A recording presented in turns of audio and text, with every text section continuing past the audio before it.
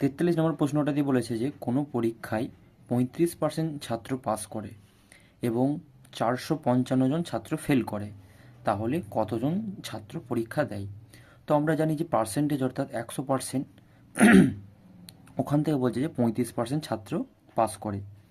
তাহলে যদি বিয়োগ দিয়ে দিই তাহলে হচ্ছে 5, 3 একে 4, 6, 65% ছাত্র ফেল করে। ওই 65% ছাত্রেরই আমাকে মান বলে দিয়েছে কত? 455। তাহলে আমাকে 100% বার করলেই মোট ছাত্র পেয়ে যাব।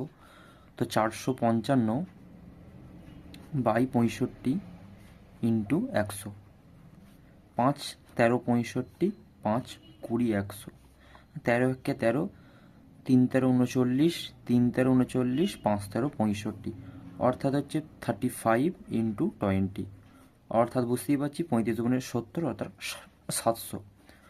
অর্থাৎ মোট পরীক্ষার্থী দেয় হচ্ছে, মোট পরীক্ষার্থী 700 জন। অপশান এ হলো আমাদের সঠিক উত্তর।